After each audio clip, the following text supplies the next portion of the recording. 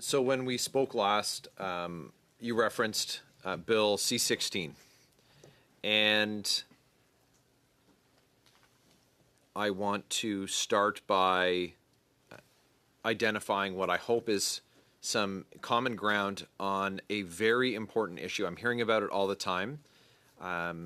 I just as a Canadian, as a concerned citizen, as a parent, I think this is very important that we get our arms around this thing. And so, along with my colleagues, and I think uniformly with members of the government caucus, support banning deepfakes of intimate partners. This especially protects women from non-consensual intimate images being created and shared online. We think that there should be mandatory reporting of child sexual abuse material because this is going to help keep our children safe. So we have agreement on that. This is included in Bill C-16.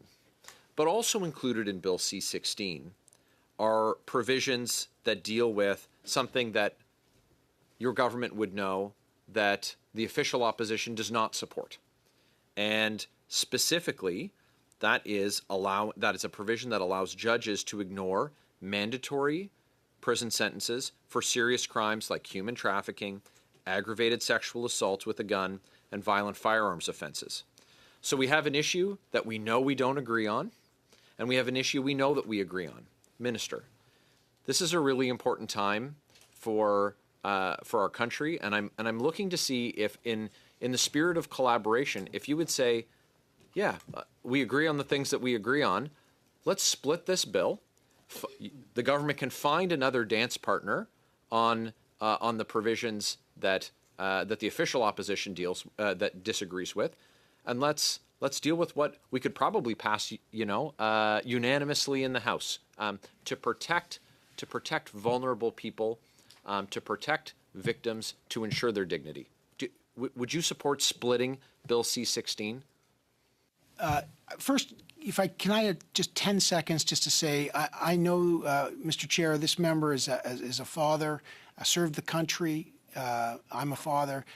So when it comes to talking about protecting, I know this member feels it personally. I respect that, and I always thank him for his service. And we agree personally and professionally that protecting Canadians is our #1 responsibility.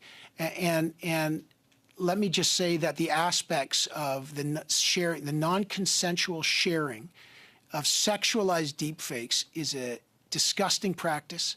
It harms women, it harms vulnerable people, and the fact that we have shared agreement on this is absolutely critical. Now, I know the Justice Minister is in charge of this bill. I'm not going to negotiate on behalf of the Justice Minister, but I will say this. One, I absolutely appreciate the open and transparent and good faith negotiation. I know there are always elements of disagreement and agreement on some aspects of the bill. I can't negotiate for the Justice Minister on a bill, but I will say, I share your concern and your need to protect.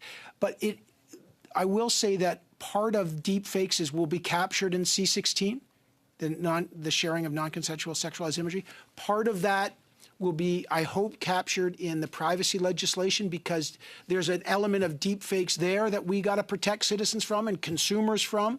And when we are looking at various things there very closely and things that your party, Mr. Chair, things that the honourable member's party have raised, things like the right to deletion and other things.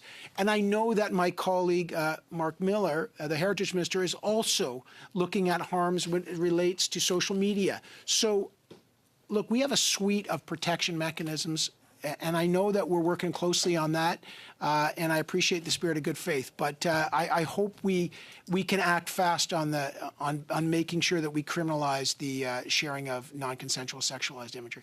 Okay, I have 30 seconds, so I can't get into another question.